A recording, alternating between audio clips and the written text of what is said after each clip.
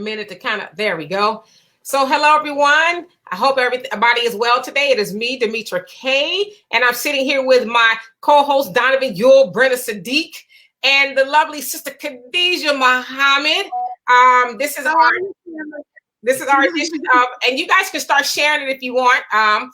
So this is our edition of Free Flow Friday, where we just kind of, talk about a whole host of things.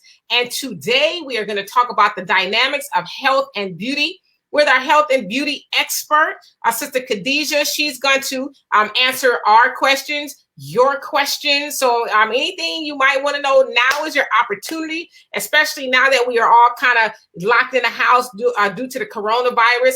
I know a lot of people have been dying to get out there and, get their hair done and their nails and all of that.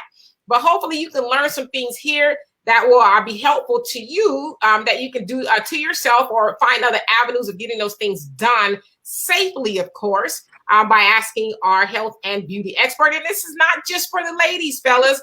Fellas, if you have some questions, please feel free to chime in. Now is your opportunity. And I would also ask, for those of you guys who are on here, please feel free to share so other people can get this knowledge. And so, Sister Khadijah, how are you doing today? I'm doing good, but the first question is, I want to know, how do you share this? Okay, so what you do is, so go to my page, and you'll see us on here now, and then share that video. So go to my page. So you can do it on Facebook. Okay. And so we'll just wait for a couple more people to come on here. So Donovan, I know I kind of caught you off guard today. Well, no, I didn't think I would be out and about that much. The lines in the stores, I think they're making a second run. I don't know. Yes, they are making a second run, because from what I understand, and I don't eat meat, but I understand everybody's kind of going crazy because there's this meat shortage, I guess, that's taking place, or that's supposed to take place. Yeah. And so people are hoarding. They're not hoarding. No, toilet paper is out. There's toilet paper is not fashionable anymore. Now it's meat. So again, I just want to give everybody a chance to come on in, and again, please share this so everybody can get this knowledge. I understood the dynamic. Huh? All right. Is it sure? Say it again. Now we're out of toilet paper. I said I didn't understand the dynamic of how we're virus. It was just like, okay, everybody grab the toilet paper. Right. Why? Right. And so, but shouldn't everybody have a bidet? Don't you barbarians have a bidet? Sister Khadijah, we're having a little bit of trouble seeing your connection. Is there a way to maybe move somewhere to a more secure connection, because you're kind of going in and out just a little bit? And so anyway, while we are you there, Sister Khadijah? My settings. Okay, so we'll give you a moment to go ahead and check your settings so you can go closer to, like you just said. Okay, do your thing. We'll be here. We'll go ahead, and then when you come back in, we'll go ahead and get started. So anyway, you guys, if you are in the watch parties, please come on to this side and click on, so come on my page rather. Come on my page so that I can see your comments, because I want to address everything that you have, every question, every comment, every concern that you have. And so while Sister Khadijah is looking for a better place so we can hear everything she has. Is that better? It's a little better. Yes, it's better. Can you hear us? Is it better now? It's just a little bit better. They said to go close. So I'm trying to figure it out. Hold on 1 minute. Do your thing. No, do your thing. Together. Do your thing. And so you guys, while we're trying to get all situated here, I just want you guys know that this is not a perfect process, due to technology. But we are going to make this work because we have a lot of good information for you. We want you to ask all the questions that you need to ask in order to get enlightened and in order to help yourself. And so, Sister Khadijah, can you hear us? Are you still trying to figure out a spot? Donovan? Yeah, I think she is. She's frozen up. Okay, so we'll just go ahead and continue. So I want to go ahead and start with this. All right, so our topic is health and beauty, right? And so just before we came on here, Governor Newsom, which is the governor of California, he basically said that the COVID-19 started here due to unsanitary nail shops. Okay, let me say that to you again. What? The COVID-19 in California started due to unsanitary nail shops, right? So here we are. We have a lot of sisters, and I'm gonna put the sisters to the carpet. We have a lot of sisters. Is that better? Oh, much better. Woohoo! Much better. All right. So I was just telling them about our governor out here in California, how he said that the coronavirus started out here due to an unsanitary nail shop.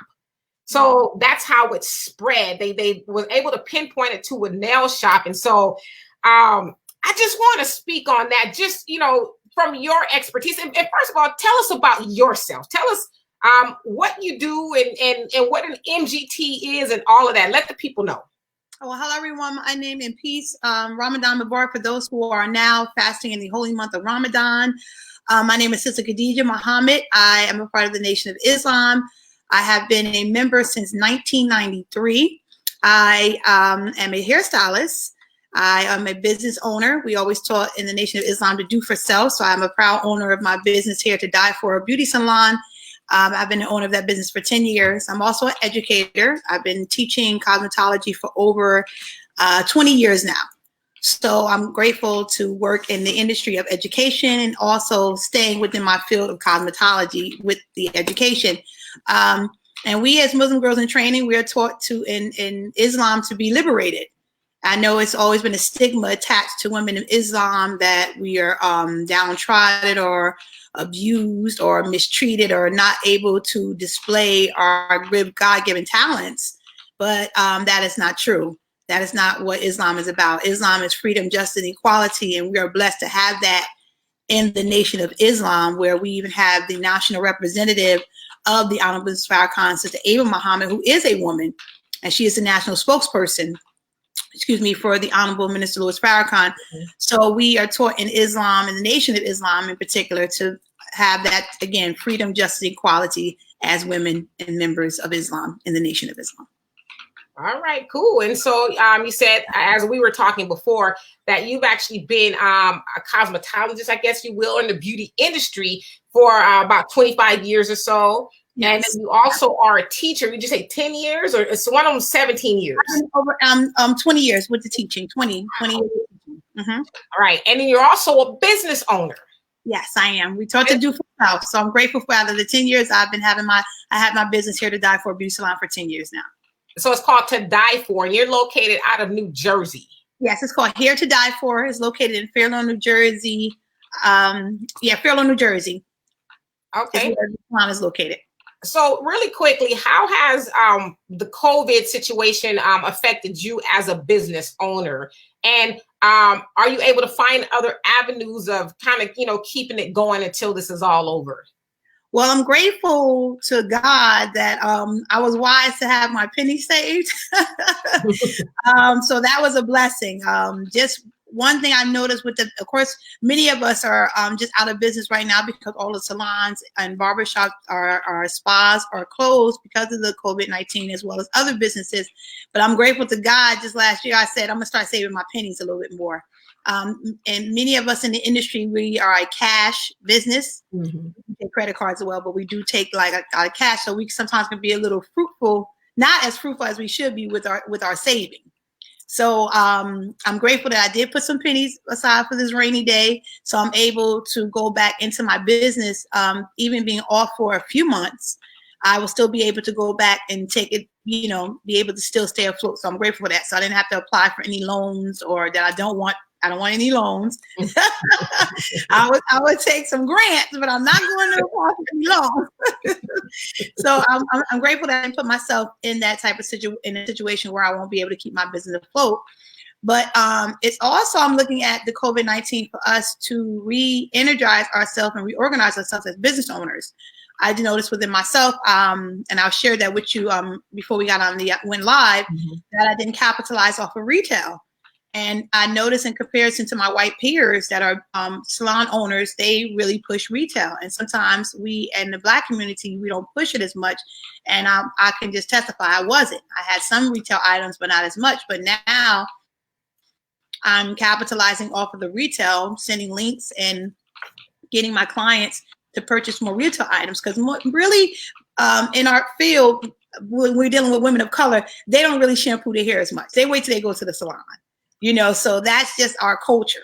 So now, because they're home, they need more items. So I've been definitely pushing retail and being able to make some type of finance from the retail. So that's going to help me when I go back into the salon to push that area as another source of income that can bring in great money.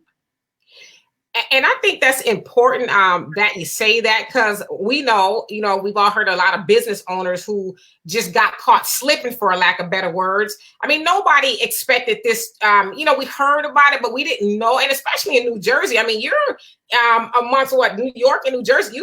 Those two states are the hardest hit in the nation. And so I can imagine, you know, a lot of businesses out there probably just, I mean, you've probably seen a lot of them just boarding their doors up. I know I see it a little bit out here in California, but I think that's very important. Like you said, you know, to save for a rainy day. A lot of people just, you know, spend and never, I mean, like nobody really thought a pandemic. I mean, we've heard about it, but we never really thought, okay, this pandemic was going to be of this magnitude to where, you know, it was going to take a lot of us out. Now, I want to ask you a question. I'm gonna wait for people to ask questions. So you were talking about having products and stuff. Is it hard for you as a Black business owner in the beauty industry to get products? Because we all often hear how Asians have a lock on a lot of the beauty products. So has that affected you at all? Can you speak to that? Well, it definitely has affected my distributor. We had we strive to use professional products, where when I say professional products, it's meaning that we are getting it from a distributor, where you can't just necessarily buy those items inside a beauty supply store, because we always want to work with items or products that we can justify and say that this works or won't cause any damage or concerns with the hair. So I always strive to promote and have my clients use professional products. Design Essentials is one of the products for those. Hello to all the Design Essential users out there, because they even changed dynamics where they're now selling in the Walmarts and the Sally beauty supplies. But the advantage that you have from getting it from a beautician is the education that can go behind it. But my distributor was letting me know that a lot of the products, ingredients from the products are coming from China, and being that America and China are having these issues, it's hard for him to get some of the ingredients that they need for their products. So that's coming from on a larger scale. He's letting me know. That's why I made sure I put a larger purchases of the retail items, because he says a shortage because China's upset with America. So they're like, well, we're not going to send that product over to you, or we're not going to send you that ingredient to further your, to finish up the product that you need, you know, for your products. But I told him everything happens for a reason. And we taught the nation to be fast moving, quick thinking all the way down to modern times. I explained to him, maybe you need to go into another area where you switch out that ingredient or use something else, because this can happen again where you're dependent. We, again, as a people of color, because this is a Black owned company, being dependent on someone else to survive. So I was explaining to him, we have to really capitalize off of this time, maybe modify your ingredients, but don't lose the integrity of the product. So you no longer have to rely on China, because how about they say they're not going to give you the product at all? So it's better to be ahead of the game, you know, be proactive than reactive, because they might get to the point that they're sending it at a slower rate, but they might say, I'm not sending it to you at all. So what could you do in a situation like that? So I was explaining to him, maybe this is the time to capitalize and like we taught in the Nation of Islam, do for self. Try to work something out where you do not have to rely on anyone else for your livelihood. Right. And so just to bring it a little bit more close to home, do you think that the Asian market, since they do have a lock on the beauty products and stuff, do you think they specifically lock Black people out of being able to get a good distributorship going on? Or absolutely. Absolutely. You know, the Honorable Minister Louis Farrakhan has taught us that business is warfare. So when you're going into business, it's like war. And really, we had really, and true, I would just say honestly, we as a community have really dropped the ball. And now it's time for us to pick it back up. Because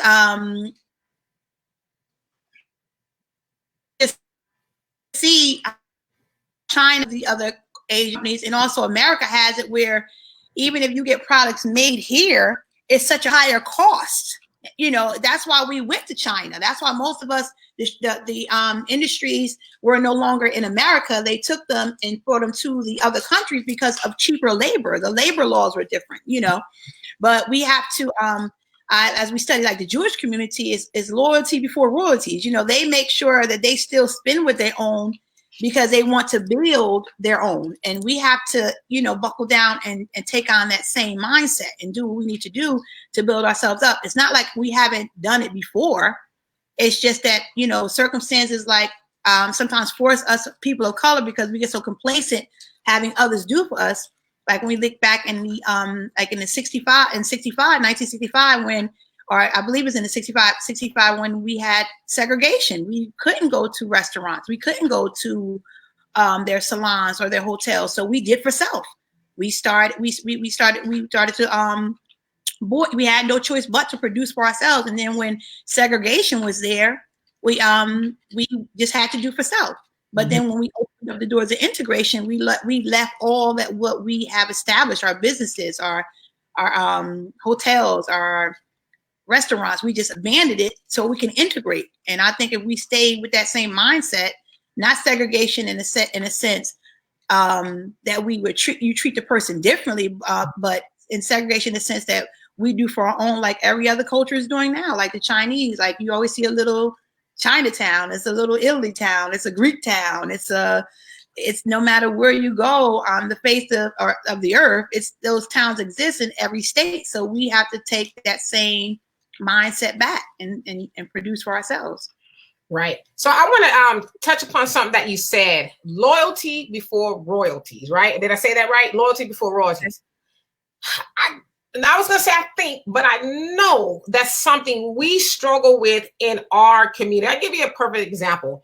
I don't know if you saw it, but I saw it, and Donovan, I don't know if you saw it too. It was just meme going around an Asian lady doing somebody's nails, and basically it was from a Black woman's point of view, and she was saying, and I'm paraphrasing, but it's so much easier for us to go to the Asians because they don't have all these stipulations like they don't tell us we can't bring our kids, and you know they say Black beauty business owners want you to make an appointment and put a deposit, and they have all these rules and regulations, and so it's easier for us to go there. Plus, you know, the Asians aren't going to charge us as much, and so that's what I hear when I hear loyalty before royalties. That well, actually it's flipped around when sisters, you know, make excuses to not go to our own. And so, like, what do you feel when you hear stuff like that? Like, what's going on with that? Our people, as you know, the Honorable Elijah Muhammad told our people need a reconditioning. So we are conditioned to think the way we think, respond the way we respond, and act the way we act. So we have to recondition that mindset. It was a point in time where we just did for ourselves. We didn't, you know, the Asian phenomenon just really hit the scene not too many years ago. If we think back into the 70s, we were really promoting ourselves, natural beauty, our afros, our beautiful skin. We had products that were catered and designed for us. Mm-hmm. And it just, what happened is the enemy always creeps in and see an area where he can monopolize off of. And that's just what happens in our community. We see that when the Asians come in, the Arabs come in, they just see that we're not providing or producing for ourselves, and they come in and take over. with the chicken stores, from the, like we said, the nail shops.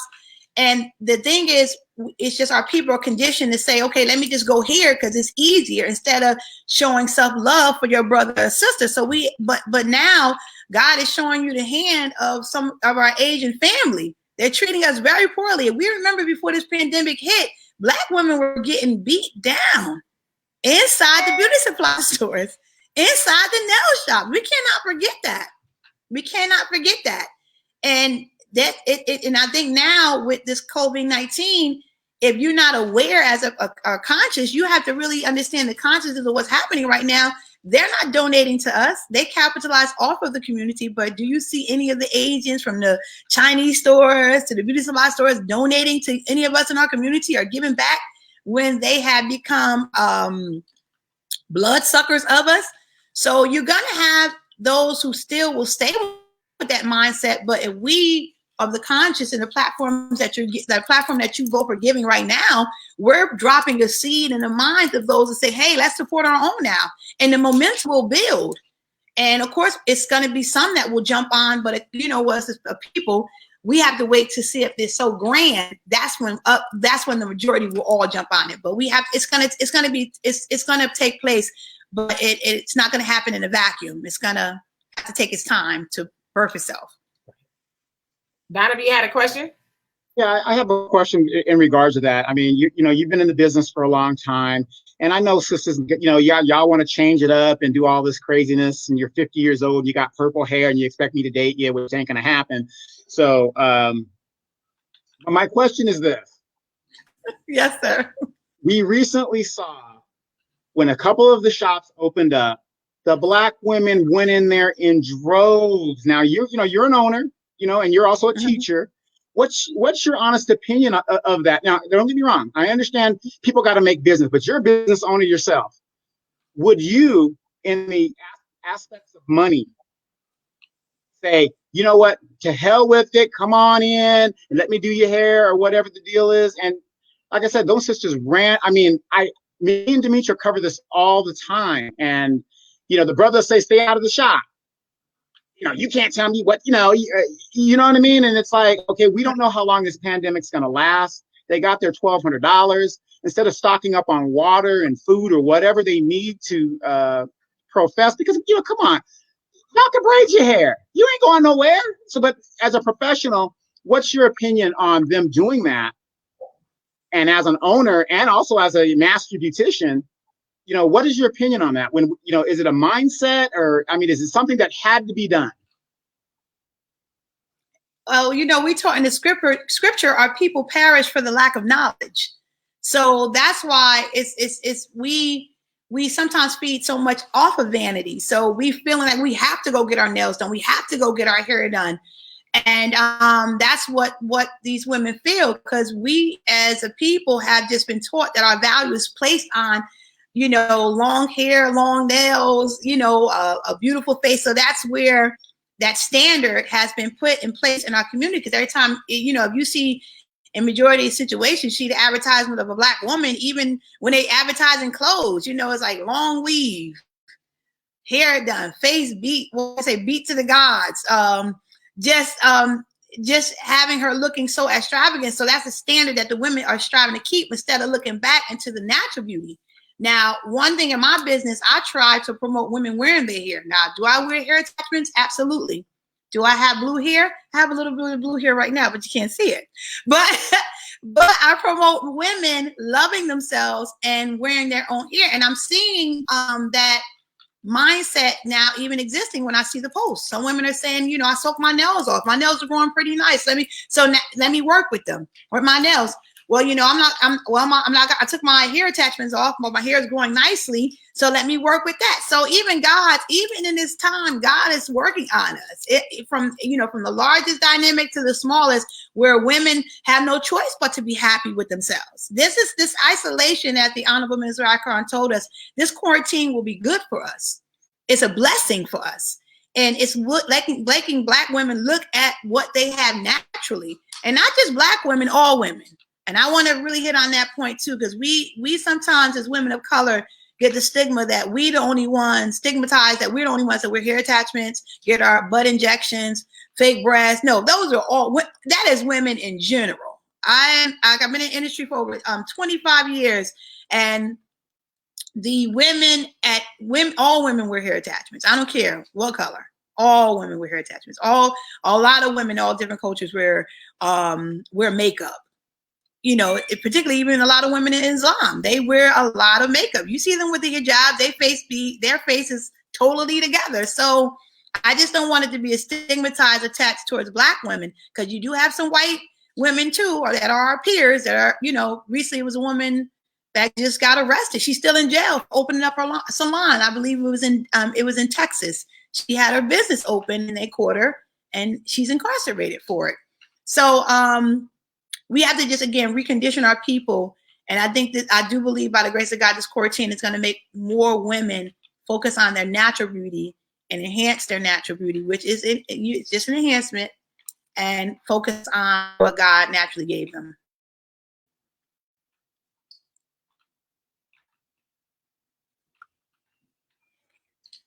I thought I pressed unmute. Okay, so in regards to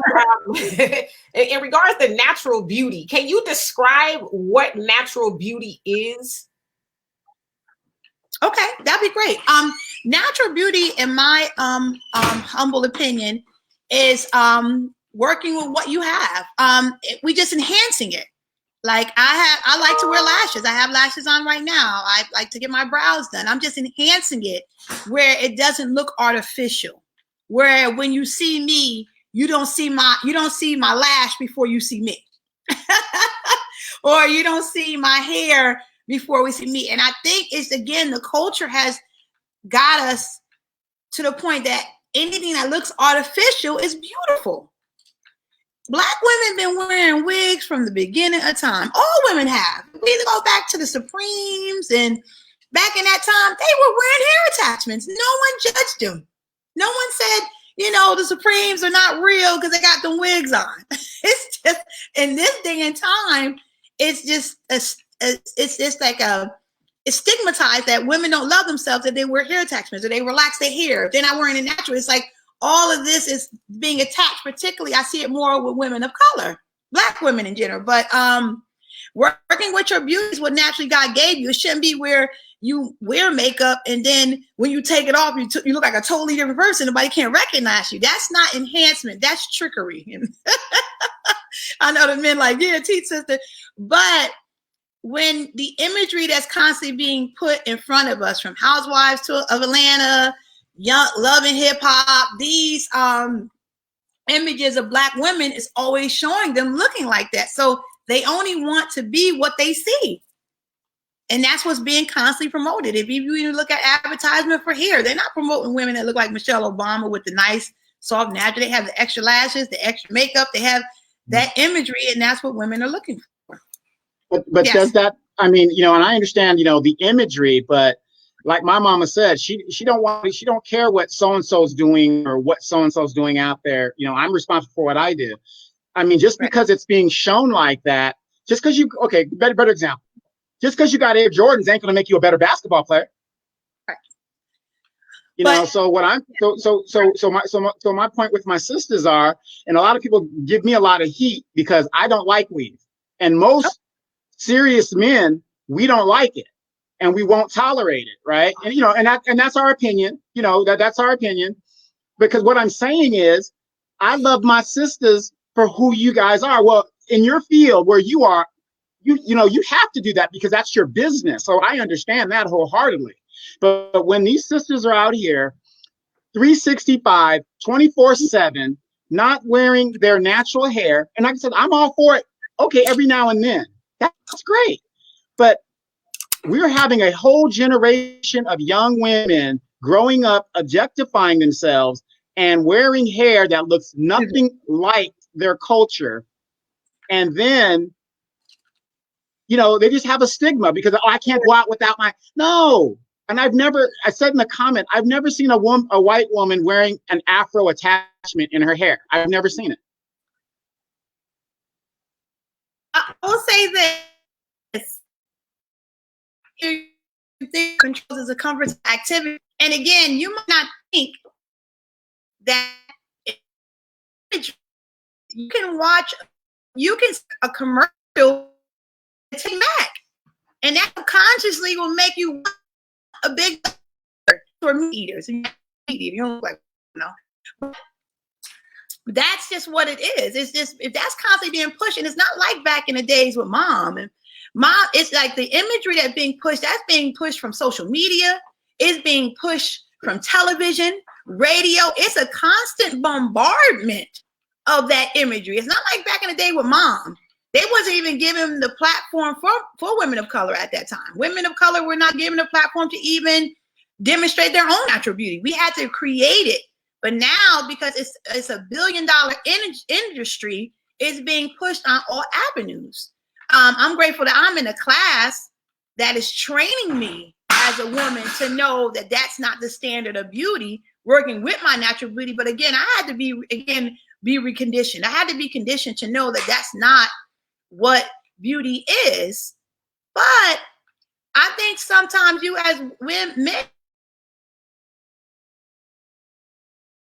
I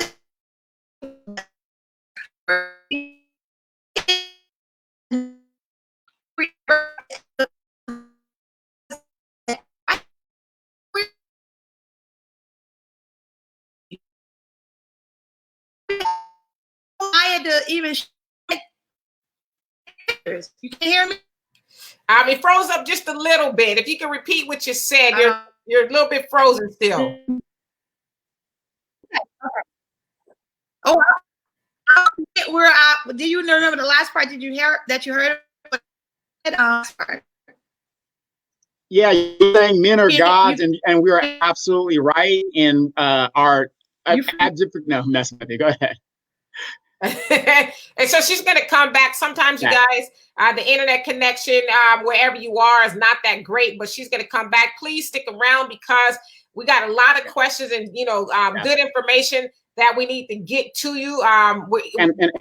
And also, if you guys are going to be doing like internet shows like this, and your kids are on the PlayStation using the internet access, not good. Try to cut everything off so you have a clear connection in your. Yeah. There she goes. She's coming back. Okay, so what were you saying? Is it working now? I'm back. There you go. Froze up again. No, I think she's still there. There we go.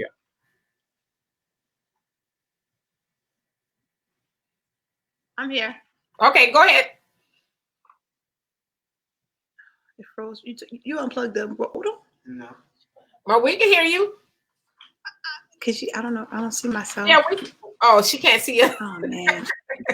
Oh, can you hear me? I can hear you. I don't see you guys. Can you hear me? We hear you. Oh. See, and that's probably exactly what happened. Her son unplugged and is using the internet with her.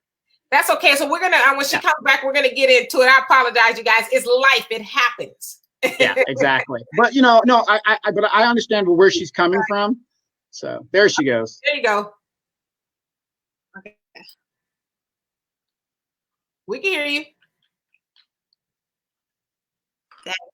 Okay, can you hear me? Yes. Okay, I think that was God that cut it off, because when he said that the man is God, he like, yeah, let me show you who God is. Let me cut this right off right now. I'm gonna show you who God is. I'm cutting this off right now. Yeah. But let me just real brief with this. That really, you should applaud your woman that she's trying to beautify herself. I think we really are redirecting that energy in the wrong area. The fact that she wants to make herself look beautiful, the fact that she wants to have herself look properly groomed, you should applaud that. And I don't think it should be to a point where it should be belittling her because she's trying to make herself look more attractive. And if you understand the dynamics that's a standard she's being given, then you can not. I really feel like the men need to stop beating up too much on the woman with that. And when you get with your woman, you share, again, your woman, you share what you like and dislike, and hopefully she can listen to your words and appreciate what you're offering her if you come tactfully, not in a controlling manner, telling her what to do, but out of love, and let her know that, she's beautiful without all of that. Well, you know, I have you ever read the book I by Ike Turner? I mean, no, what's it called? Down, James Brown. I don't know what's it called. No, it's called I Chapter 9. He made a successful Black woman in Tina Turner. I mean, that's what I ascribe to. No, but anyway, in all seriousness. Ooh, Saadiq. he's no, but I would say this because I agree with you on that, in that Black women, especially Black women from Black men, we get beat up a little bit when it comes to our appearance, right?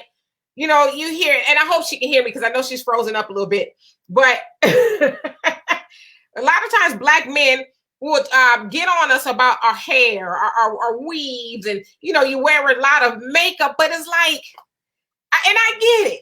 I get it because sometimes the sisters, like she said, we go a little bit too far in some of the things we do, but I don't see anything wrong with a woman wearing makeup, you know. But and this is the other point I wanted to make, Donovan, and I say this all the time. A lot of times you men say, I want a natural woman. I want a woman with no makeup. I want a woman with a natural, you know, afro or whatever the case is. And then we come to you like that. And it's like, wait a minute. What is that? You know, it's almost like you guys say you want a natural woman, but then you go for, no shade to Beyonce's, but the women who, you know, maybe have the Beyonce wigs on and all the makeup and the, you know, the fake everything. So talk about that, Donovan. Well, okay. Speaking for myself, when have you ever seen me with a woman like, you know, I dated some beautiful women, but when have you actually seen me date a woman like that? So maybe not you, but I know that's true for a lot of men. Y'all say y'all want the sister. Weak men, weak. Okay. All right. So, Sister Khadijah, I want to ask you this. Because it seems like in the last 10 years, maybe or so, Black women have really gotten raked over the coals over our parents. And I'll say what I mean by that is, have we started seeing more of our women wearing wigs and weaves and the eyelashes and the makeup? Like, what happened there? How do we go from being more on the natural side to where we are now? Not all of us, but some of us. It's because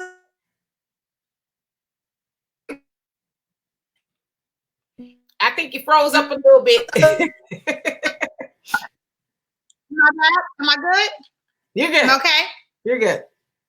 Yeah, it's not a market for natural beauty. If you're putting a product out, you want to make sure you want your product to be sold.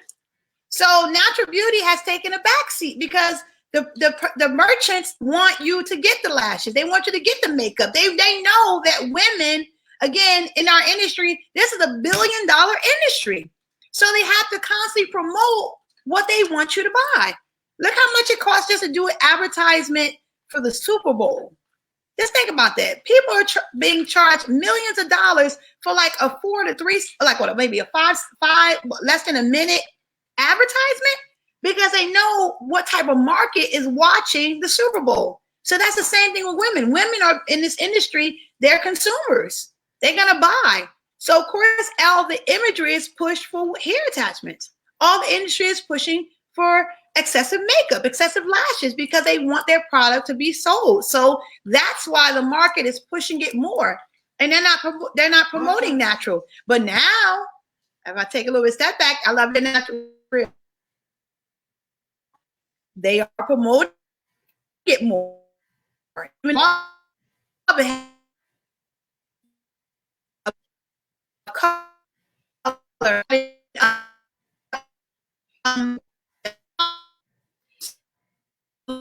So you're kind of frozen up a little bit, just a little bit. So until you unfreeze, I'll just go ahead and take it from here. I will say me personally, like I've been natural for natural. And to me, it sounds kind of silly to say being natural because it's the way our hair grows out of our scalp, right? But I've been natural for quite a while. And I would say that I have dated men. They give me right. And I've dated men who prefer all the long hair and, all the braids. And I tell people all the time, like, I can grow my hair pretty long. And, I always say I'm going to. But for me right now, this is comfortable. It's easy to do. It's a lot of work really getting your hair braided and, pulling your edges out. And after a while, you just ask yourself, who am I really doing this for? Am I doing this for myself?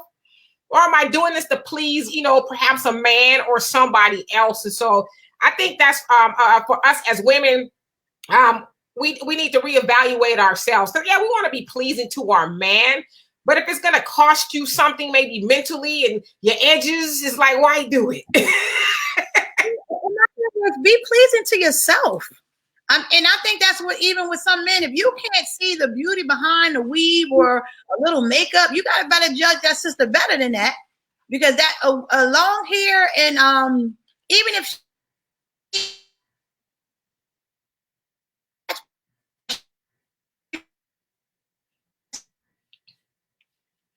yeah, you kind of cut out a little bit. You kind of frozen. Oh, this is some good information, and we really, really need this. Right. But, when I look at it economically. When I see a woman with a $400, a good weave is about $400. So economically, if I can't afford it, why are you, putting a $400 piece of thing on your head when we're barely making the car note and our rent?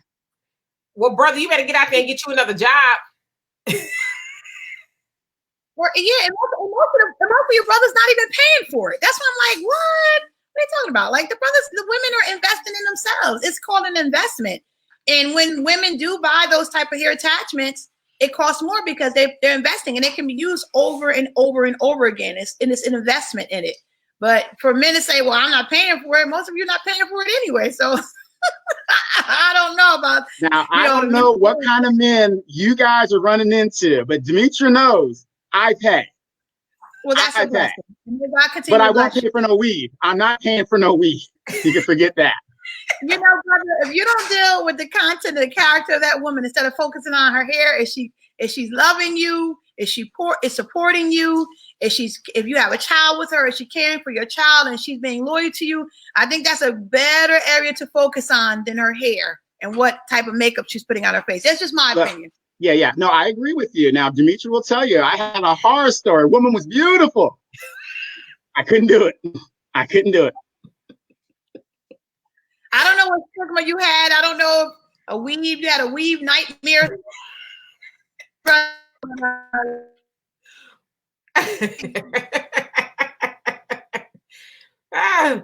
And so, okay, so it sounds like she's frozen up again. So yes, I think it's her internet's being overwhelmed by whatever else is going on. Okay. All right, so Donovan, it's just me and you right now. Until she comes back. And so there she goes. She's coming. No. I'm sitting right next to my router. What's happening? That's why is it breaking up so much? I don't know. Are you running anything else off of that router right now? Is the TV on, your internet TV or anything like that? Yes. So turn it off. That's the problem. Okay. Stop. Can you hear us on right now? Just stop. My son is about to kill me because I'm like, stop your game. So he's about to lose it right now. Didn't I tell you? See, I told you. Yes. So that was better. Much better. Okay. All right. So he's losing it right now. I'm like, wow, Mom, you took off my game. 20 more minutes. 20 more minutes. You good? 20 more minutes. 20 more minutes and just show him that belt. That's all you got to do. So let me ask you this: protective styles, because you hear a lot of women say, "I'm wearing a wig or a weave for protective styles." So can you talk to us about protective styles, what they are, and are they really helpful? I'm not a fan of what I hear women say protective styles, but really in truth, if you are not, some of them are wearing their hair braiding up underneath their hair attachments or they weave. If you're not caring for it, once you take that attachment out, it's not protecting anything. I hear that a lot. A lot of women are in the gym.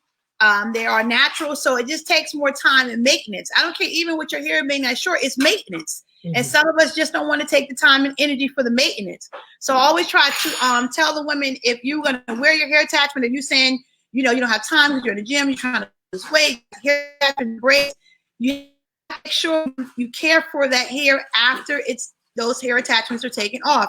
You have to care for that hair after you take the wig off. You should not just put the wig on and you're not conditioning your hair, trimming it when it's needed, treating your scalp for dryness or any other concerns it might have. So protective styling, okay, I hear it, and some women say they use it, but the key thing is if you're not caring for that hair when you have a wig on, not putting a wig cap to protect it while the wig is on, you're doing even more damage just because you're not wearing your hair. You're doing more damage if you're not caring for it properly. So it has its good. I'll say it has its good and its bad, depending on the individual. Now, do you think maybe some of that has to do just a little bit with laziness? Because I'm not that old. I'm 49. Well, Donovan might say I'm old. But thank you. But I remember when I was coming up, we just combed our hair every day. We didn't have an issue with our hair falling out. We just combed it, got it styled, and we just combed our hair and we went on about our day. But now it seems like a lot of women I can't do it. Or I want to do a protective style, and they put some on, and I'm like, I just never remember it being that hard. Yes. It's much being, we have the social media sites, we have the YouTube sites. It's so much information that's being pushed that's wanting women to get more things or do more to their hair. Back when we were younger, we just wore 2 braids and called it a day. You wore a ponytail and you called it a day. But now with mass media and everything just being push, women want to have that difference in their hair. And I love the comment you made earlier, and I didn't get a chance to hit on it, about just being natural. Natural is what comes natural out your head. So a white woman, when her hair grows, that's her natural hair. It's just a title that they put on Black women. That's what I mean. It's always that, no, natural was comes naturally out of her head. Don't think of natural. Our mind is conditioned to think of your hair. That's natural. No, what grows out of any woman's head is natural. But we want just so much diversity because we just the original people. That's how we are as Black women. We just want more diversity in our looks. So we have to know or go to someone skilled or highly educated, like a cosmetologist like myself, to teach you how to use what you have on your head, because every style is not for everybody, and every texture cannot make that style look the same. If your texture is fine and your hair is thin, you can't expect to get a look where a person has a lot of density and a coarse hair pattern. It's not going to work. Right. And so let me ask you about this one. Now we're talking about hair textures and stuff like that. What is going on with this phenomenon of women not having edges and, plugs missing? I'm sure you've seen all the hairstyling videos that are trending, and women are literally missing like patches of hair and just edges. Are like, what is going on with that?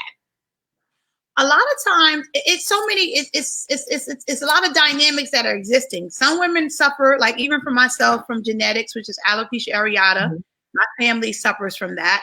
Mm-hmm. And alopecia areata is baldness and spots. Mm-hmm. And I do have thinning in certain areas. So I have to manipulate my hair and my texture to give me to illusion of more fullness based on how I style it. And some of those women are suffering from it. And it's increasing because they're not caring for their hair. They're adding the hair attachments on top, and they're not treating the scalp. They're not treating their hair properly because they're just used to just getting the hair, putting it on top of their head. And I don't blame the consumer. I blame the stylist more. Because if you as a stylist are not educating your client and helping promote them to care for their hair, then that's a reflection of you. So the consumer is only going to go by what you show them. And that's why it's very important for us to go to highly educated stylists who have love for you, number one, in the industry, and won't compromise you or your hair.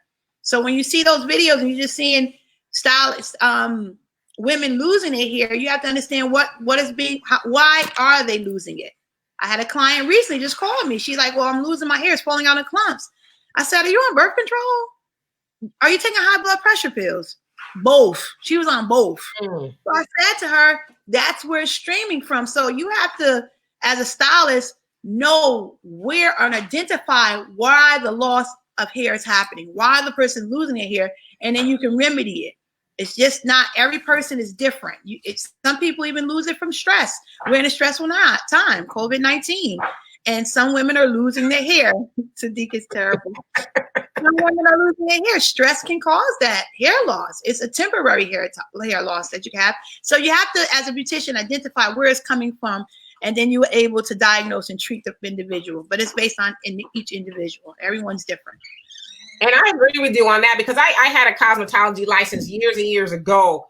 And a lot of times women they'll go to stylists who will just do whatever to their hair. Like, for example, it's hard for me to I love French braids, but I know just one time of getting my braids, it'll snatch. I'm sensitive right in this area.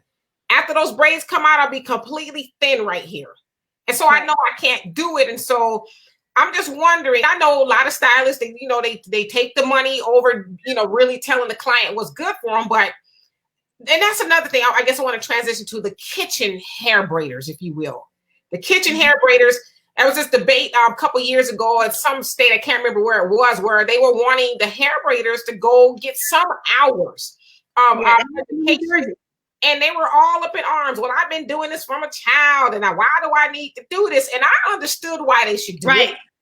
Because you have to know, about the head structure and how hair works. And so speak to that a little bit. Like, why is it important, to make sure your hair braider knows what she's doing instead of going to get the homie hookup, if you will? Somebody's going to just do it.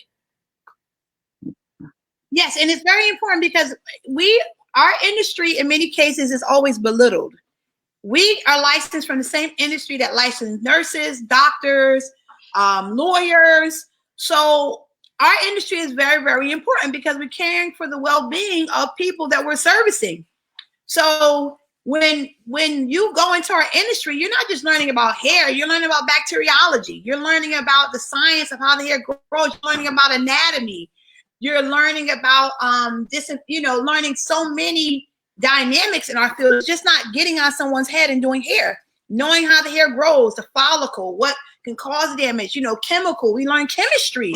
We learn, we deal with electricity. We have to learn all of this in our field. So when you said, like the hairline, it's not edges, it's called the hairline. Edges are on the table. It's the hairline. That's a fragile area that exists on all women. So when you have any type of excessive pulling on the hair, it can break the hair off. And a myth also comes in that women that have coiled hair, the hair is stronger. It's not. Coiled hair is even more fragile because the diameter of the strand, it has a twist. So wherever the twist is, it breaks off easier. So you have to handle hair that is tightly curled or kinky curled. You have to handle it even more fragile than you do with a person that has a straight diameter. Think about a chain. If you have a chain and it has a twist in it, the chain usually pops on a twist. That's how it is with curly hair. It's more fragile. So that's why it's very important to go to a trained, licensed cosmetologist who knows not to put that much tension on your hairline. So, once you get your blade, you look black, not blackanese. Like, your eyes are just pulled all the way back. You don't have to do that. Tension is not what you need in any type of hairstyle. Beauty doesn't have to hurt. You don't have to have your head, your neck, and your back for a whole 2 or 3 days because the beautician put so much tension that she lifted your neck into your braids. That is not the way it's supposed to be. And that's why it's very important to go to skilled beauticians, because even in New Jersey, we had to fight. I was a part of that fight with the board because braiders were saying like they came out the womb knowing how to braid. I'm like, that's racist as hell. That's saying like a Spanish person came out the room with a roller in their hand and a comb. Just because you're Latino don't mean you know how to roll a set, and just because you're African does not mean that you know how to braid.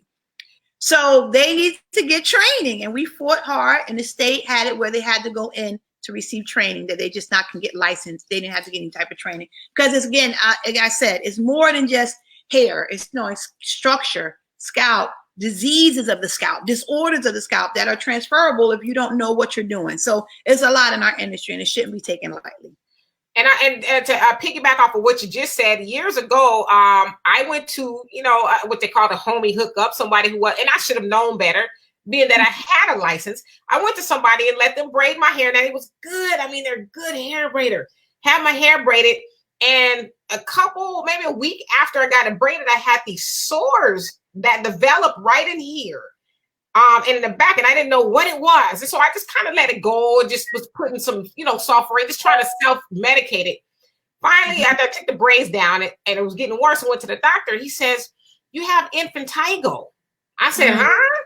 I said, "Well, how would I have gotten that?" And I told him I had my hair braided. He said, "Probably what happened was her nails were dirty, had something under there, and she probably scratched you as she was braiding, and it caused you an infection." Now, he said, if you didn't come to me when you did, he said, you would have been permanently bald. Now, when I said I had them here, here, and here, he said, you would have been permanently bald. And he had to actually give me antibiotics. And so I think the Friar Tuck look would have looked really good on you. No. I'd have been wearing a wig or something. Yeah, because that usually happens if they put so much tension. They're pulling the follicle up where it's exposed. They're pulling the hair out of the shaft before it's time. That's why a lot of times you'll see that white hair, or you'll see a white bead by the braid. The hair didn't get a chance to get keratinized. It didn't get a chance to get pigment because you're pulling it out. They're putting so much excessive tension that they're pulling it out before its time. And once you open that up, infection can get in. That's why it's exposed. Yeah. Yeah, just what happens when they put too much. They on the scalp to pull that hair out, and it's exposing areas of the scalp that doesn't need to be exposed, where infection can get in. Yeah, she got me good. And Al makes a good point. He says it also helps to stick with one beautician and not let anyone fix or cut your hair. A lot of times people will do salon hopping, if you will. So I can speak to that. Yes, and you see that, and it's usually, and I love individuals like that because I charge them more to fix it. So go ahead and hop if you want to hop, and then hop on back up in here, and I'm gonna charge you more to fix it. One of my biggest money makers. I am a colorist. That's one of my stronger areas. So I love doing corrective color because you go to someone else, and you go to the store, you get that box color. They know what they were doing. They're bleaching your hair. And damaging it. So I love when you sit in my chair, so I could charge you more for the corrective measures. And the key thing is some people do hop because, and I'm not going to just dog any of the consumers or those who do hop to a degree, because they really sometimes are looking for professional places. We got to get the stigma away that Black women, you got to be in a salon 5, 6, 7, 8 hours for one service. We as beauticians, we can't do that to the professional woman. They want to get in and get out. So sometimes they hop for that reason, or they hop because they're being cheap or want, services being given for a cheaper price. But whatever you put out, you'll get back in return. So it's good to stay with one person that knows and study your hair, that's educated, is going to keep the best for your hair. But if you choose to hop, just know if you hop in my chair with some issues, you're going to pay for it. I have a question in regards to dieting and stuff. Is there certain foods that, a person would eat that would, it's better for them and their hair and just their health, their skin? And, could you kind of elaborate a little bit on that? Because I've been trying for months and it's just not working for me. Well, that's beautiful that you hit on that, especially with the COVID-19. Our diet and how we live is a direct effect of how some of us are catching the virus quicker than others. So it's very important. Like myself, I've been on my weight loss journey for some time. I never gave up on myself. And I try to promote with our women eating healthier, eating the right foods, a lot of fruits, vegetables, drink water, hydrate so your skin can look well. Our body, our hair grows from our blood. And 75% of our body is made from water. So it's very important that we hydrate our hair, we eat properly, because what you eat is an extension, it's a part of the integumentary system where our nails, our hair, our sweat, our oils grow from. So when you eat properly, it can help promote healthier hair. When you're hydrating your body, it can help promote healthier hair. I will say this, and I tell people all the time, your hair is going to grow regardless. It's going to grow. It's what we as a stylist, what we do to keep the integrity of it when it's sitting on top of your head. That's what we do. I don't make your hair grow. God already took care of that. All I'm doing is keeping what you have on your hair healthy, knowing what you need to keep it on your head and not falling on the floor. And so Al wants to know what's better for your eyebrows, wax, threaded, or tweeze, or all of them, and why? Okay, it depends on the longevity. Waxing, tweezing, and threading is pulling the hair from the root. So each of them are fine, because they're taking the hair straight from the root. So it takes more time for it to grow back in comparison to just taking a razor and removing some of the hair off of the face. So each one of them are fine. Just make sure that even with the waxing, the tweezing, and the threading, I know they're trying to work in New Jersey, outlaw the threading because you're using your mouth, and we don't know what the bacteria might be existing in someone's mouth when they're using the thread, if they're using their mouth to do the threading. But the key thing is making sure when a person does a waxing or tweezing, they're sanitizing the area, number one. Sanitize the area. Make sure they have sanitizing their hands, number one, before they even touch you. Waxing powder the area to remove any excess moisture after they put a sanitizer, a disinfectant, like a pre-hun, we call it, is to move any type of bacteria off of the face. Make sure they're stretching the skin, pulling, because it shouldn't hurt. And make sure after they finish the service, they put another type of post-treatment on your face, and make sure that they are using clean tools, like the tweezers are coming from a clean, sanitized area, not just off their table. And even with the waxing strips, make sure they're not using the same waxing strip. I think that's just ridiculous. Waxing strips are so inexpensive. So if they pull, because sometimes when you wax, you pull blood. So it's very important that they're not using the same strip, because as hot as that wax is, it will not kill the bacteria, any infection that might be left on that stick. So just make sure they're sanitizing properly and using proper tools. And and I think that's important too, because I haven't gone to the salon in years. I just haven't. Matter of fact, I cut my own hair when I cut it really short. But I don't think a lot of people realize that, especially when they go get a waxing, because I've seen where I guess wax, I don't know what you call them, eyebrow technicians. It's just waxing. You can do it any area where you want, underarms, brows, bikini line, it does legs, it's just waxing. But I've seen them use the same stick. So they'll stick it back in there and then do you, and then maybe, stick it back in there and do someone else. And so to your point, I don't think a lot of people are cognizant of what's going on, because to your point, the heat, that doesn't kill bacteria. So no, it's not right. You're right. The wax is not conditioned to kill any bacteria. That's why you should never, we call it double dipping. You should never double dip. You should never have it where you're going to get wax and they're using that same waxing stick on everyone else. Because remember, you're pulling what we taught as the epidermis is a layer of skin. That's why you always look lighter once you get your eyebrows waxed, because you remove the layer of skin, which is called the epidermis. So that's why sometimes if it goes a little deeper into the dermis, that's why some of us, we might bleed. So if a person comes and you don't know if they might have if they have hepatitis, or they have AIDS, or they have any type of blood disease, you can catch that if they open up skin on you and using the same stick. So we always have to question sanitizing and using the proper disinfectants that they need to use, even when they're using the tweezers or waxing in general. So that's very, very dangerous, very dangerous.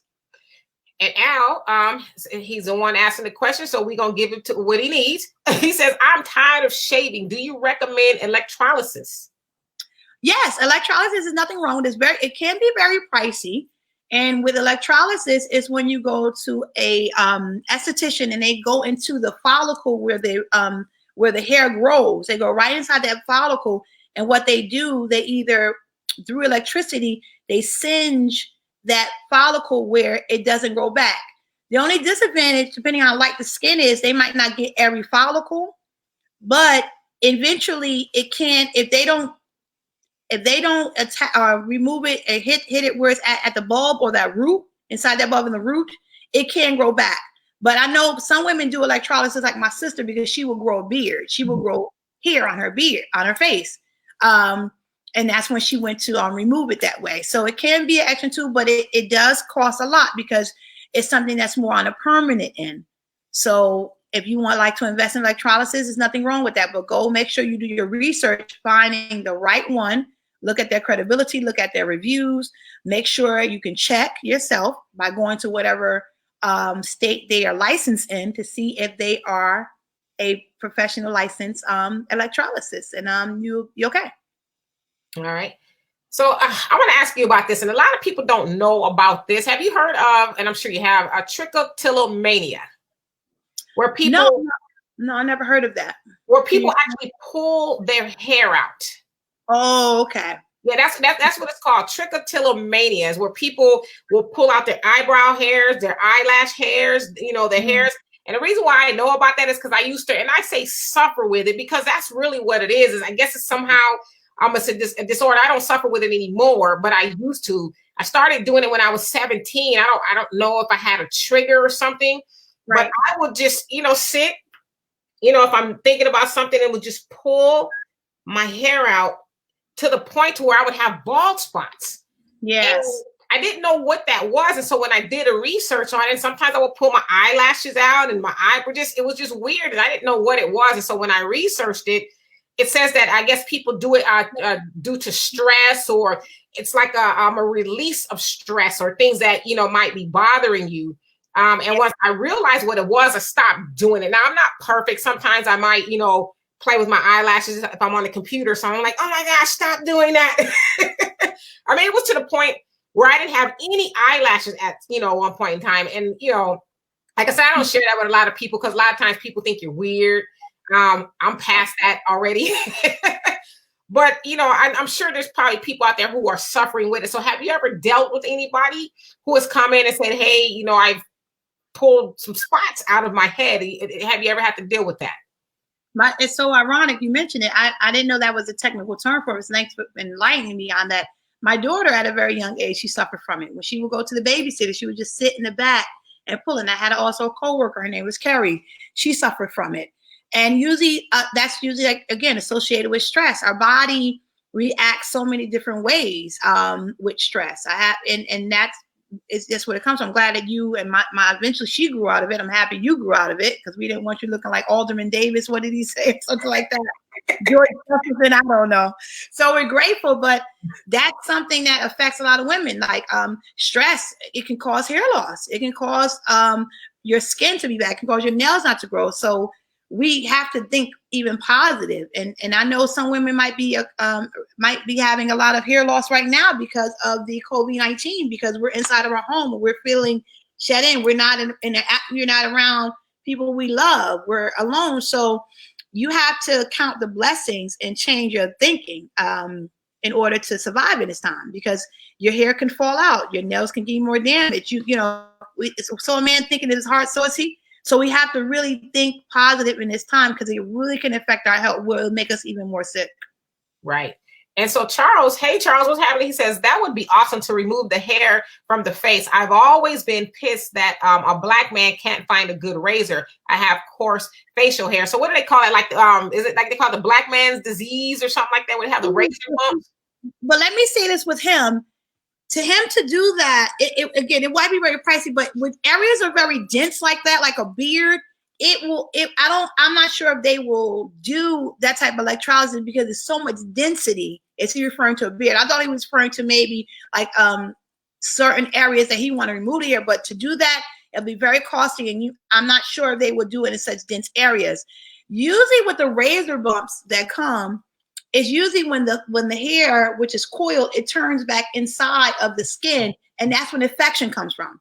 So the tip I tell men when they're shaving, and most men do it anyway, make sure you do it after a hot shower, or even give yourself steam towels to soften the skin, put moisture on it. And make sure when you're shaving, look at the direction of growth. Because if you're going too hard or going against the direction, what happens when you cut the hair and it's coiled, it grows back inside, and that's when the infection comes. So just make sure you're using proper steam towels. Make sure your razors are clean as well.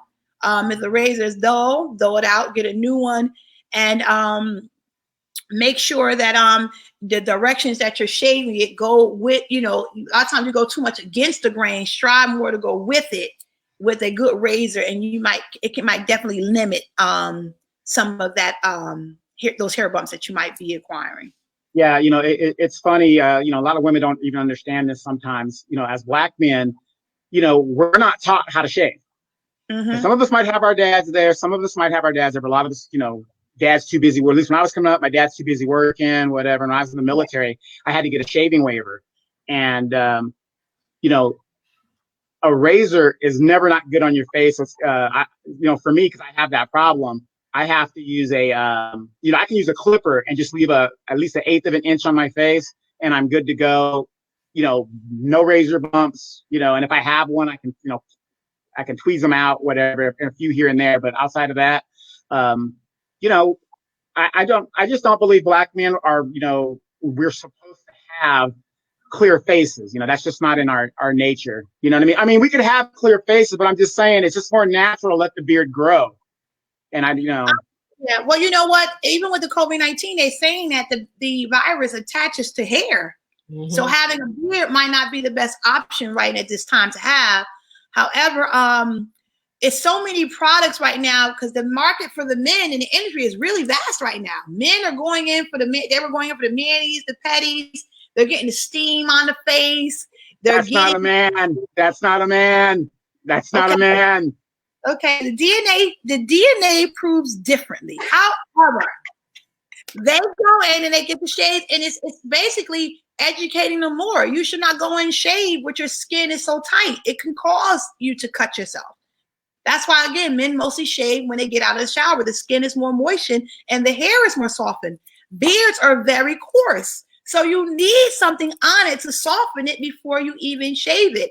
And if it's too long, you should cut the excess off first of length where you might have like an inch or so. And that's when you go in, or half an inch rather. That's when you go and use a razor. You should never use a razor where the hair is long. That would definitely cause irritation of the skin.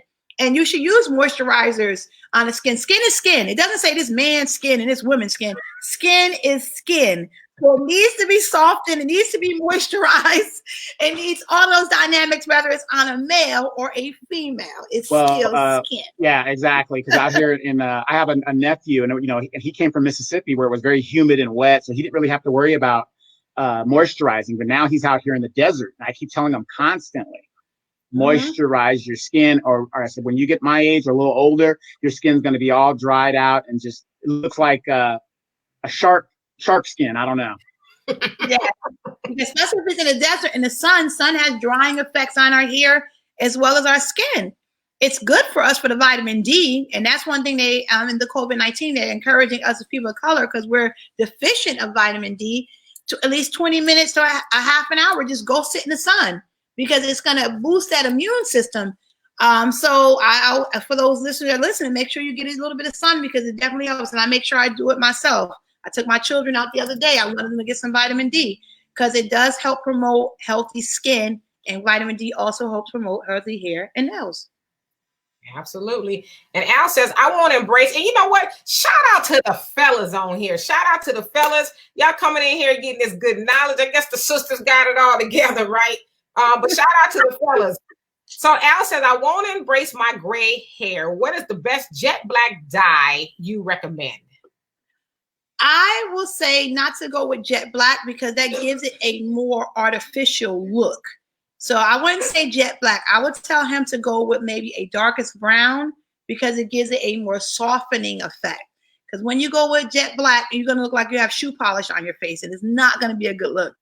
So I suggest the darkest brown, because it gives a more softer appearance on the gray.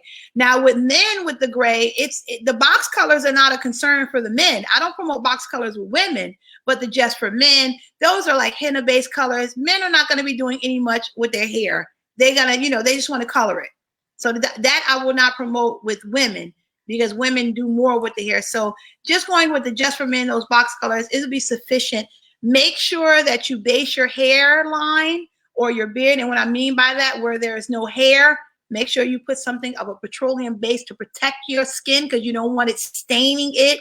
Stick more with the permanent lines, like, again, those just for men, and not the semi-permanents or the demis, because they could sometimes stain the scalp and you'll be looking 14 karat crazy, brother. So stick with that. Stick with the darkest brown, and make sure you add whatever type of petroleum base on the hairline or wherever you're going to apply it, so it does not stain your skin. real quick. I think this is important because I want to know what's going on. And you're the expert here. Al, my man Al says, what LeBron James is going through with his hair, and your honest and earnest opinion about what he should do. And that kind of ties while she's unfreezing. That kind of, go ahead.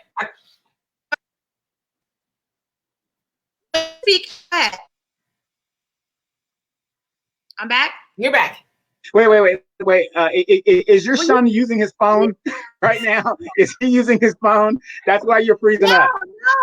No. All right. No, I don't know what's happening right now. I'm okay. But Demetri, you can go ahead and ask that question. Go ahead with the question, and I'll that kind of ties into a couple of the comments that the fellas have. So let's see here. Let me go back. I lost my spot. So Al, he says, I have a coworker whose hairline starts at the back of his ears. His head looks like a little egg sitting in a nest. He's so silly. And Brother Samuel says, what causes the receding hairline? Are barbers using it as an excuse to just cut your hairline further back because it's just easier to do? So what's going on with the whole receding hairline in regards to that LeBron James comment? It's genetics. If your father's bald and has the George Jefferson, more than likely you will get it too. I explained earlier that I suffer from alopecia. My mother has it. My sister has it. Her mother had it. Her mother had it. Everything is based off genetics. So I laugh when you think of nutty. What was it? The clumps. If your mama got a big butt, your father got a big butt, you won't get a big butt. So that's just how it goes. Everything is based off genetics, and sometimes you get family members that don't get it. Some go more to the mother, some go to the father, but everything is based off genetics. And the man weave, I have done some of them. I'm really fond of the man weave because men at 30 and 40 do not want to lose their hair either. So Jamie Foxx has been wearing it for a while. Steve Harvey was rocking it so long ago. He was like the main one wearing the man weave. So my thing with the man weaves, I like it. I like the creativity with it. And some men at 30 do not want to be bald. And it's not like weaves have not, like, we don't call them weaves, but men, we call them toupees. Mm-hmm. They've been around for years. White men been rocking toupees for years. Burt Reynolds was rocking it for years. Again, in Hollywood, don't they call it it's called a system? Or they can call it a system. They call it now a system. And the reality is a stigma attached. Now the black men are doing it. You see how it is with the black woman? It's now with the black male. Oh man, nobody went away.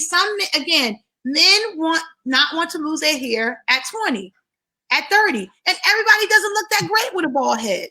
Sorry, you look great with your Saadiq, but some are not comfortable going bald at that age. So with that being said, I have no issue with the man weave. And some men are even doing tattooing where they're tattooing small dots on the head that looks like hair, like it's hair growing out. Whatever makes you happy. Go with it. Just make sure it looks good. I honestly would say, in my humble opinion, the man weaves are surpassing and they look so much more natural than I have seen with some women with the artificial extensions. The men are really mastering those man weaves. I really see any bad ones. I see some great artistry happening there. But I will say that if they're not caring for the hair and the scalp, it could cause other effects on the head if they're not caring for it properly, like it is with a woman that might wear a hair attachment or extension. See, that's what my concern is, because when I've seen the man weaves before, and it's like all that glue that's just sitting on top of your head. Well, I guess if the hair ain't coming back, what difference does it make? But yes, exactly. But that whole notion, even when I see the women do when they glue the hair, the put the glue on it, that just gives me the creeps. It's like, because me, I'd be, or trying to get up under. Patch your weave, baby. But like I said, if the people are not growing the hair back in that area, they still should be able to make sure they lubricate their scalps, treat it, bacterial type of products like for to help astringents that helps the scalp as well. But again, if it's not growing back, I think they're pretty okay. But eventually, when they get enough confidence, Saadiq, within themselves, like the women, they will no longer, like Steve Harvey, get the man weave anymore. See? It's all about the confidence. You got to take people where they are, and then gradually they'll get there. Right. And then, well, Sam? you know, I'm a big Yul Brenner fan. So, you know, he is like one of the most sexiest men in Hollywood in the 50s when nobody wore a bald head. So it is what it is. Yeah, he thought he was a god too in the movies too. Yeah, I remember Yul Brenner. All right. And so Samuel says, they're still talking. This one we're talking about shave in one direction. And then Al, he says, after I get a haircut and slick my hair down, I feel like Fred Sanford said, Fred Sanford said about Cab Calloway, fried, dyed, and laid to the side. He ain't got no sense. Hey, Shantae, what's happening? She says, there's a great brand of razors and clippers called Bevel. It's Black-owned company that I use to buy my sons. Yes. We support them. Okay, and I have seen them before. I mean, it's a little pricey, but it's what you can keep using it. And it's your own loyalty before royalty. Support your own. Pay that extra $1. Hey, help our brothers out. Absolutely. And let's see. Hey, Michelle, what's happening? Says, no, I can't pay that extra $1. I refuse to pay it because I don't want to see you be a millionaire. You can forget that. I'm giving my dollar to somebody else. It's a little cheap right there. Saadiq with the crab and the barrel, my Cali brother. We're still on show promoting people doing right. You up here with this old shenanigans, brother. Come on, man. And Michelle says, did I miss an acne recommendation? My teenage daughter has it bad. So what would you say about acne? People who are suffering from acne. One thing with a lot of issues with the skin can be rectified with proper cleaning it more. Some people believe when they have acne, oh, I got these bumps, let me not clean my face. No, cleansing is very, very important when others have acne. Some people think it's based off diet. It can, but in most cases, a lot of issues with our skin and our scalp can be rectified by basic cleaning. Getting a good cleanser, cleansing it regularly, sometimes once or twice. Make sure you're putting the moisture back in. Now, if she suffers from a lot of acne, she shouldn't spread the infection because when acne is presented, the follicle, those red blood cells are fighting to get rid of that infection that's happening in the skin. So let it do its course. So if she's suffering, tell her to cleanse the skin a little bit more using a light type of cleanser on the face, but make sure when she's going to the areas where acne is present, she just pat those areas. Don't rub because it can spread the infection. Let those cells work it out and clear up that pimple. But if she did more cleaning, steaming, and just moisturizing, I guarantee you it will definitely help relieve her baby of the acne that she's going through right now. You know, and that's interesting because I never heard that acne spreads. I never knew that. You can spread that It's like an infection in the follicle, so you don't want to irritate it. You just want to, so those areas where it exists, just pat those areas. But areas where it don't, just go in and make sure she just do those basic like cleansing the skin, going in, closing the follicle down with something very inexpensive like witch hazel, and then following with the moisturizer. Cleanse, astringent, and moisturize. That's it. Cool. I hope that helps, Michelle. And then Tay says, my dad does all the warm towels and moisturizers, and he's a man. Self-care isn't limited to one sex. And Al says, people have made fun of Kevin Durant's hair. He has a condition on why it looks so terrible. What is it? Have you heard that about Kevin Durant? I guess he has a scalp or hair condition. Yeah, I see his scalp is very irritated, but I don't know where it stems from. I never did my research on it. But again, if he has enough money just to go to someone that's knowledgeable enough that can help him with his scalp, any scalp disorders that he might be suffering with. Because it really looks as if it's almost like as if he was burnt. It looks like that's how scalps look at the base. But again, these are millionaires. I mean, he can go to someone that can give him the remedy that he needs. But again, just because you have money doesn't mean that sometimes we take very good care of ourselves. So hopefully he can go to someone like a good dermatologist that can assist him and help him with his scalp. Right. And then Charles says, it's weird though. I can't use a cheap razor, but I can use Gillette with a double blade, but a 3 or 4 blade. My skin reacts negatively, but a 5 works too. Okay. All right. And so Al says, what? Okay. So we read that. He says, I have a coworker who used Just for Men, and he had an allergic reaction to him where it made him sick and hospitalized him for a week. And right now he has an impending lawsuit against them. Well, Well, with some of the which what it does happen with some products, you can have allergic reaction. It's a henna based. It's a henna based product, but that's why he might lose, because if you read the manufacturer's direction, it might have stated to do a 24-hour patch test to see if you are allergic to the product. So if the product says this requires a patch test and he didn't do it, might not win that lawsuit.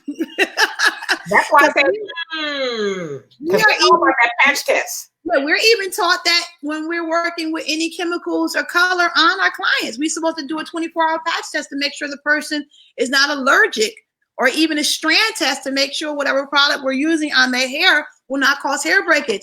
So I wish him much success. He probably had an allergic reaction to it, and that can happen. That can happen with eating something. But if that product said 24-hour patch test and he didn't do it, he might not win that suit. That's why I said, And so Charles says, and we got a couple more minutes here, you guys, about 5 minutes. And Charles says, men weave my ass. So the men ain't feeling the man weave. And Tay says her father gets manicures and pedicures. Ain't nothing wrong with that. Yeah, but he's balling, see, so he can do that. He can ball. Oh my God. Man, oh God, he's funny. And Charles says, as Lauren Hill said, hair like Europeans. Okay, well, all right now. And Donovan says, Shantae, well, dad is balding rather, so he can do it. I want to be like him when I grow up. And Al says, I don't mind sisters having weaves, but I do mind if they're wear animal print clothes, but they can't be bigger than the damn. And you know what? When I hear men say, you know, I don't like weaves, I'm like, good, you don't got to wear them. Don't worry about it. Right. Exactly. You don't put them on. Yeah. And Michelle is saying, okay, thank you. And Al says, when I was a kid, my grandfather, after he would get his head shaved, the barber would put on, it says Jerry's hair tonic. I still use that to this day. So I guess it's some older type of tonic that they would use. Anytime, you know, just putting your head and manipulating your scalp, like most products that cause the hair to grow, you have to apply it daily. Your hair grows from your blood. So the fact that you're just manipulating the product in, you're energizing, and it's not want to say it, you're manipulating those hair follicles so it produces the blood, so it helps increase growing. It promotes it. That's why when we shampoo, we massage the scalp, because we're promoting growth. So that's why the products that are supposed to grow the hair, you have to apply them every day, because just you going in manipulating that area and stimulating the blood is going to help promote growth. Right. Hey, you know, great information we've been getting today, Ms. Khadijah. If I had to get some more information from you later on, where can I find you? Are you on Facebook, YouTube? Yeah, you know, when I'm in Jersey, where do I go to the shop? Well, I'm located, my salon is located in Fair Lawn, New Jersey, Hair to Die For Beauty Salon in Fair Lawn, New Jersey. You guys can follow me on Instagram. It's Hair to Die For New Jersey Salon, New Jersey. So it's hair, HAIR, the number 2, DYE 4 Salon in New Jersey. And I'll put it in the comments for those who like to follow me. And if you have any questions, comments, concerns, products, right now I'm working along with Design Essentials, which is a professional styling product line. If you have any products that you'd like to get from home, I'll be happy to suggest products that you need, and I'm here for you. I want to thank you guys so much, Demetra and Mr. Saadiq, Mr. Troublemaker, for the love that you gave me today on this show. I really appreciate you guys, because we want to thank you. I thank you again for having platforms like this, because it's for the people and by the people, and it's great information. All right. Well, thank you so much, Sister Khadijah. And anytime you want to come on here, you just anytime